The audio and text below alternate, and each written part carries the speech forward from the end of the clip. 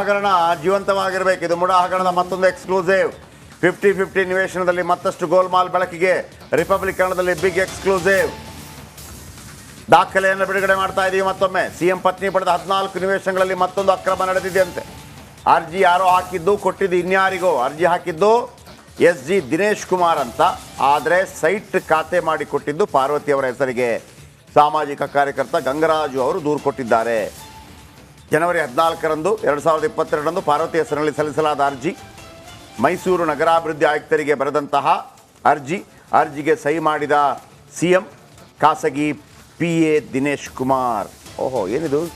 ಸ್ಥಳೀಯ ಕಾರ್ಯಕ್ರಮ ಹಾಗೂ ಕೆಲಸ ನೋಡ್ಕೊಳ್ತಾ ಇರುವಂತಹ ವ್ಯಕ್ತಿ ದಿನೇಶ್ ಕುಮಾರ್. ಓಹೋ,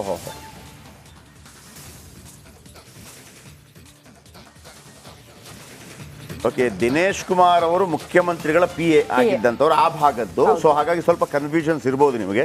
ಎಷ್ಟೇ ಕನ್ಫ್ಯೂಷನ್ಸ್ ಇದ್ರೂ ಕೂಡ ಗಂಗರಾಜ್ ಅವರು ಚಿಟ್ಚಾಟ್ ಅವ್ರು ಮಾತಾಡಿದ್ದಾರೆ, ಕೇಳಿಸ್ಕೊಳ್ಳೋಣ. ಆಮೇಲೆ ಕ್ಲಿಯರ್ ಕಟ್ ಆಗಿ ನಿಮಗೆ ಅರ್ಥ ಆಗೋಗಿ ನಾನು ಹೇಳ್ತೀನಿ. ಆಮೇಲೆ ಕೇಳಿಸ್ಕೊಳ್ಳಿದ್ದೇನೆ. ಪ್ರಾಧಿಕಾರದಲ್ಲಿ ಸಿಎಂ ಪತ್ನಿ 50-50 ಅನುಪಾತದಡಿ 14 ನಿವೇಶನಗಳ ಪಡೆದಿರೋ ವಿಚಾರ ದೊಡ್ಡ ಮಟ್ಟದ ಚರ್ಚೆ ಆಗ್ತಾ ಇದೆ.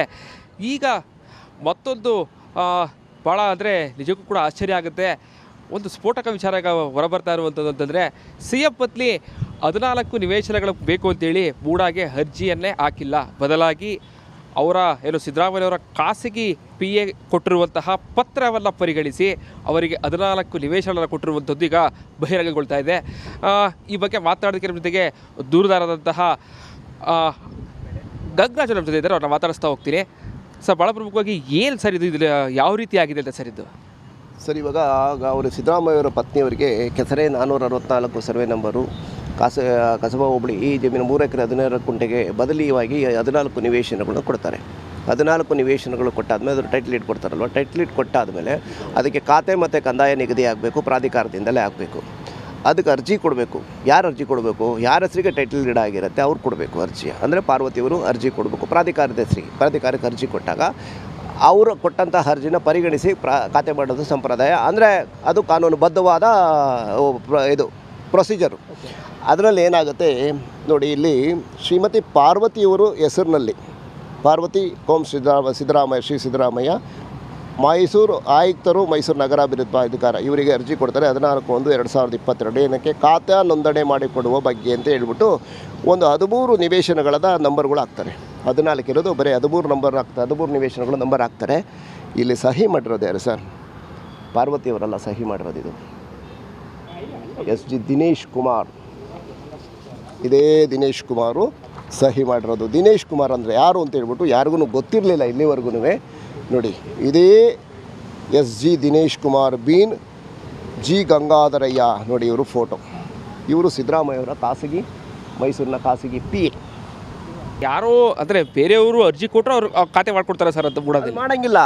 ಅದಕ್ಕೆ ಹೇಳ್ತಾ ಇರೋದು, ಅದನ್ನೇ ಇವಾಗ ರದ್ದು ಮಾಡಿ ಅಂತ ನಾನು ಇವತ್ತು ಅರ್ಜಿ ಕೊಟ್ಬಿಟ್ಟು ಬಂದಿದ್ದೀನಿ ಪ್ರಾಧಿಕಾರಕ್ಕೆ. ಮತ್ತು ಇನ್ನೊಂದು ಬಹುಮುಖ್ಯವಾಗಿ ಗಮನಿಸಬೇಕಾದ್ದು ಸರ್, ಇದೇ ಒಂದು 23/6/2014ರಲ್ಲಿ ಪ್ರಪ್ರಥಮವಾಗಿ ಪಾರ್ವತಿಯವರು ಒಂದು ಪ್ರಾಧಿಕಾರಕ್ಕೆ ಅರ್ಜಿ ಕೊಡ್ತಾರೆ. 14ರಲ್ಲಿ ಸಿದ್ದರಾಮಯ್ಯವರು ಮುಖ್ಯಮಂತ್ರಿ ಆಗಿದ್ದಂಥ ಕಾಲದಲ್ಲಿ ಏನಂತ ಅರ್ಜಿ ಕೊಡ್ತಾರೆ? ನಂದು ಕೆಸರೆ ಜಾಗದಲ್ಲಿ 464 ಕೆಸರೆ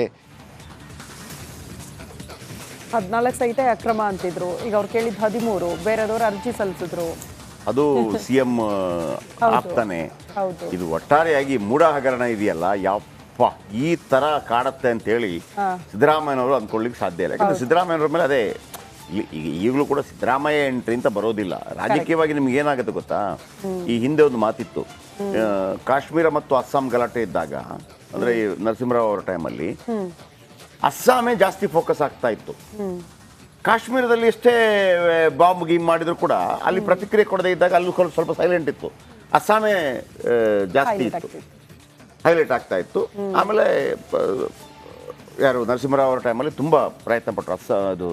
ಪಂಜಾಬ್ ನಾನು ಹೇಳಿದ್ದು, ಅಸ್ಸಾಂ ಅಲ್ಲ, ಪಂಜಾಬ್ದು ಜಾಸ್ತಿ ಇತ್ತು. ಪಂಜಾಬ್ ಸ್ವಲ್ಪ ಶಾಂತವಾಯಿತು ಅವರ ಟೈಮಲ್ಲಿ. ಪಂಜಾಬ ಕಾಶ್ಮೀರ ಅಂತ ಹೇಳುವಾಗ ಕಾಶ್ಮೀರ ಸ್ವಲ್ಪ ಕಡಿಮೆ, ಪಂಜಾಬಲ್ಲಿ ಜಾಸ್ತಿ ಗಲಾಟೆ. ಸರಿ ಮಾಡಿದ್ರು ಅದನ್ನು ಸ್ವಲ್ಪ.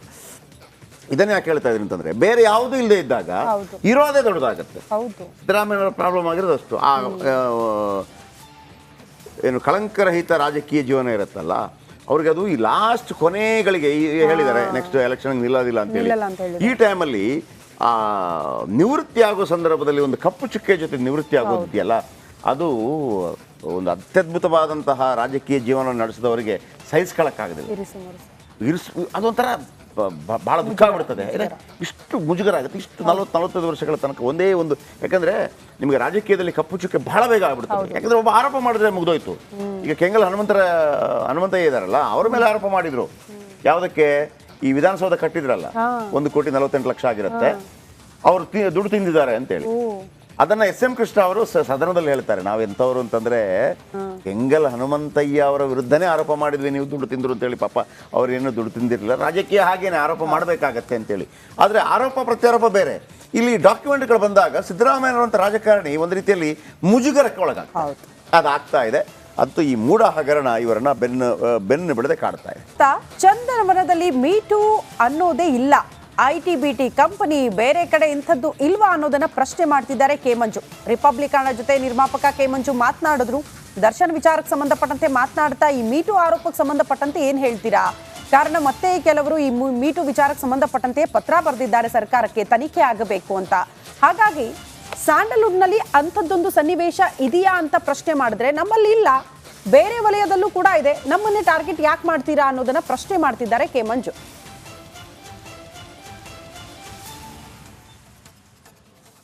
ನಮ್ಮ ಚಿತ್ರರಂಗ ಯಾವ ಕಾರಣಕ್ಕೂ ಇಲ್ಲ, ಅದನ್ನು ಸರ್ಕಾರ ಅದನ್ನು ಕಮಿಟಿ ಮಾಡಿ ದುಡ್ಡು ವೇಸ್ಟ್ ಮಾಡ್ಬೋದು. ಅದ್ರ ಬದಲು ಬಡ ಮಕ್ಕಳಿಗೆ ವಿದ್ಯಾರ್ಥಿಗಳಿಗೆ ಏನಾದ್ರು ಕೊಡಲಿ ಅಂಥದ್ದು ಮಾಡಲಿ ಅಂತ ಹೇಳಕ್ಕೆ ನಾನು ಇಷ್ಟಪಡ್ತೀನಿ. ಆ ಥರ ಚಿತ್ರರಂಗದಲ್ಲೆಲ್ಲ ನಾಟ್ ಓನ್ಲಿ ಆ ಥರ ಇರೋದು, ಎಲ್ಲ ಪ್ರಪಂಚದ ಅಂಡರ್ಸ್ಟ್ಯಾಂಡಿಂಗ್ ಇದೆ, ಎಲ್ಲ ಇದರಲ್ಲಿದೆ. ಯಾವುದರಲ್ಲಿ ಸಿನಿಮಾದಲ್ಲಿ ನಿಂತ್ಕೊತಾರೆ, ರಾಜಕೀಯದಲ್ಲಿ ನಿಂತ್ಕೊತಾರೆ, ಬೇರೆ ಕಡೆ ಎಲ್ಲ ಕಡೆ ITBTಲಿ ಎಲ್ಲ ಕಡೆ ಇರ್ತದೆ. ರಿಲೇಷನ್ಶಿಪ್ ಬೇರೆ, ಲಿವಿಂಗ್ ಟುಗೆದರ್ ರಿಲೇಷನ್ ಇದೆ, ಫ್ರೆಂಡ್ಲಿ ಇದೆ, ಆ ಥರ ತುಂಬ ಇದೆ.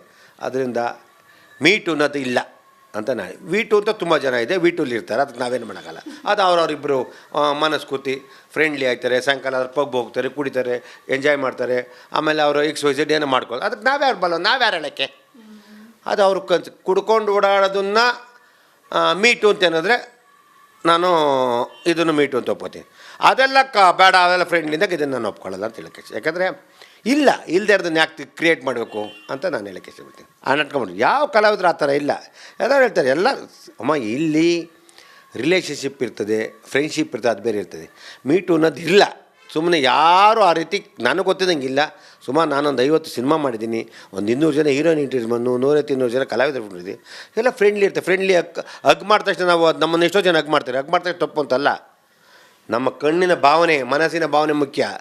ನಮ್ಮ ಮಿಸ್ಸಸ್ ಹೇಳ್ತೇನೆ, ಏನ್ರಿ ಎಲ್ಲರೂ ಹಗ್ ಮಾಡ್ತಾರೆ, ನಾವು ತಪ್ಪೇನು ಸಿನಿಮಾದ ಅದು ನಡ್ಕೊಂಬಂಬಿಡಿದೆ ಭಾವನೆ. ಮೊದಲು ಹಿರಿಯರು ಕಂಡ್ರೆ ರಾಜ್ಕುಮಾರ್ ಕಾಲು ಮುಗಿಯೋರು, ಇವಾಗೆಲ್ಲ ಹಗ್ ಮಾಡ್ತಾರೆ, ತಪ್ಪೇನಿಲ್ಲ. ಹಗ್ ಮಾಡಿದ ತಕ್ಷಣ ಅವ್ರು ತಪ್ಕೊಂಬಿಟ್ಟು